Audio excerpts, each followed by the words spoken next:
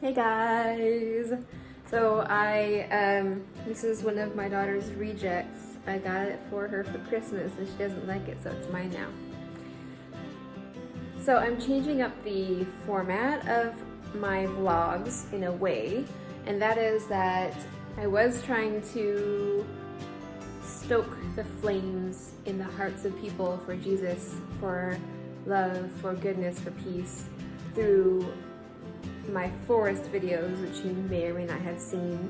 We have a florist on our property, and so I was doing some kind of Yona Yinton type videos in the forest. I don't know if you know her, but she goes in nature all the time and makes these beautiful videos. And I'm still going to be going out in the forest and doing some of those, but they take a long time to kind of think up the idea and maybe do some Bible research behind it and get them out, so it's going really slowly. And the other aspect of that is that I want to be real. I want to bring real life to you guys, and I think it's really important to learn how to incorporate being a God-loving Christian into your real life, where you have to fold clothes and pay bills and all that kind of thing.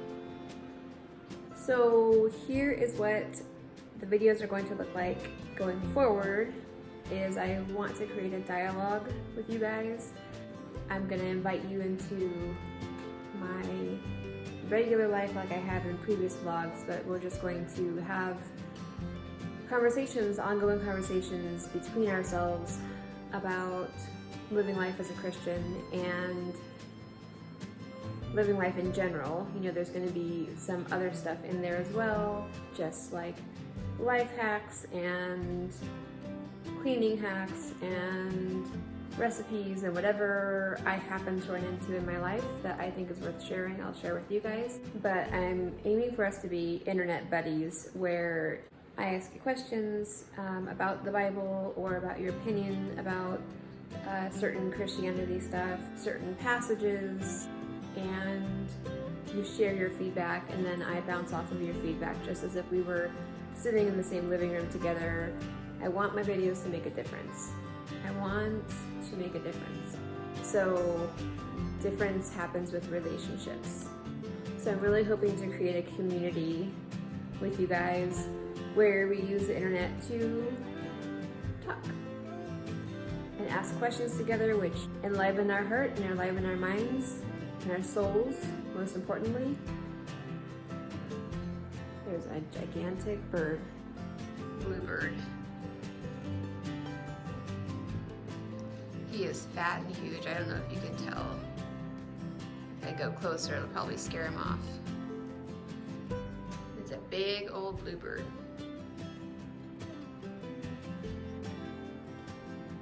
So I'm really hoping this works out. That way, I really, really want it to work. So you guys let me know if there's different structures you want me to do it in. Otherwise, I'm just going to go with it and hope that you like it. You want to see some hummingbirds? Not a hummingbird, but a cute bird. Another fat little bird.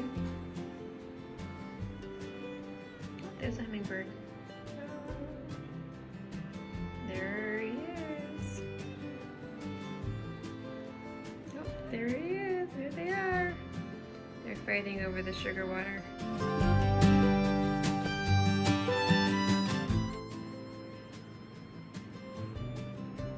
Here's one right there, little butt. It's a hummingbird.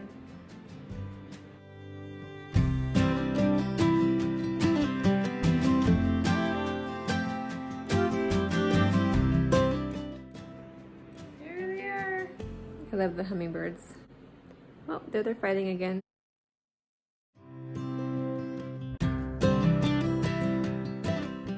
Well, let me know if you guys are interested in seeing my very long hummingbird video. I will probably edit it at some point anyway, but if you let me know that you're interested, then I will hurry that process up. Today I'm dealing with this mess. So I quit my job that I had had for 2 years. So one of those boxes is a box of my work stuff. from work that I brought home. So I have to organize that. And then another box is a pile of papers that I just have not bothered to go through. You know how that can happen. So that will be my little project for today. Also, I'm gonna take another look at the Happiness Project. I found this in my bookcase. I don't remember if it's Christian based at all or not. So I was just gonna start maybe reading it and seeing what I think of it. In the Bible, I have been looking at Job, not John, Job. And I have these cool highlighters that don't go through the page. They look like this. It's kind of worn through now, but I can find the name brand for you.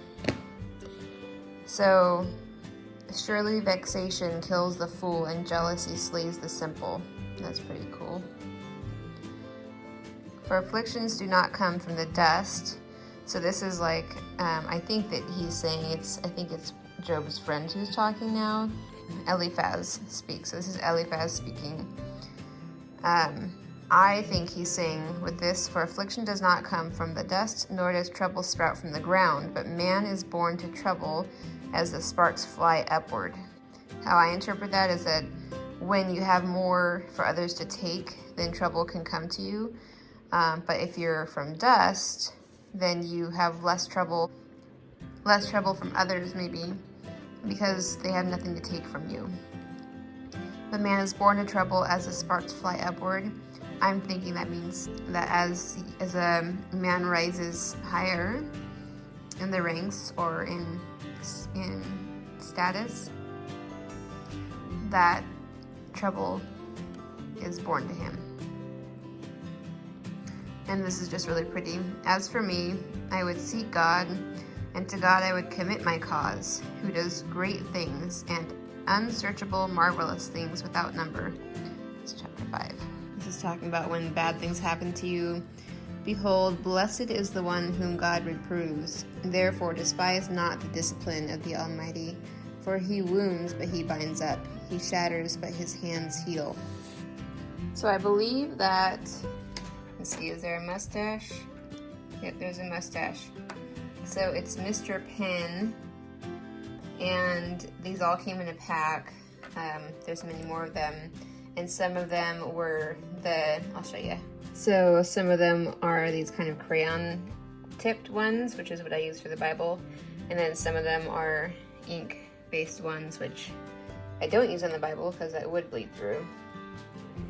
So for a discussion piece, let me know if you guys are reading Job, or if you are reading something else which kind of talks about the challenges in life and how to respond to it in a Christian way, like Eliphaz is telling Job right now. And I don't feel like all of Job's friends are necessarily giving the best advice, but a lot of it is. And I had heard from a Bible teacher that I like.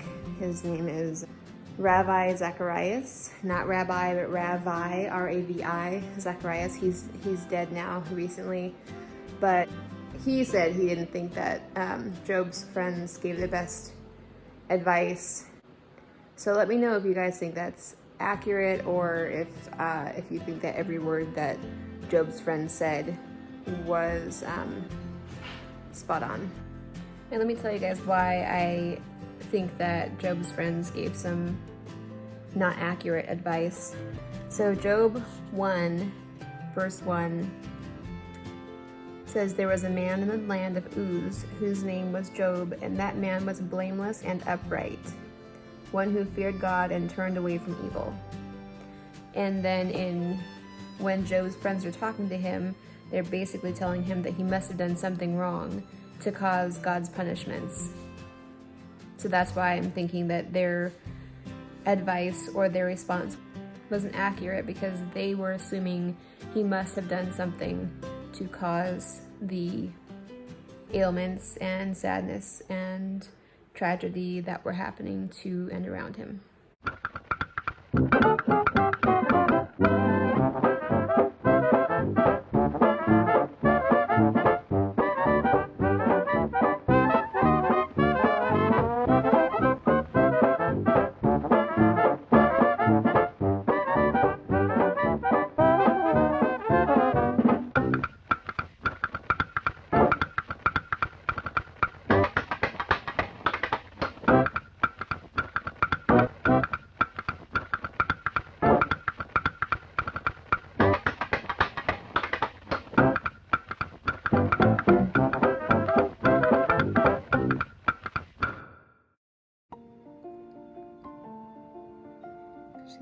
snow.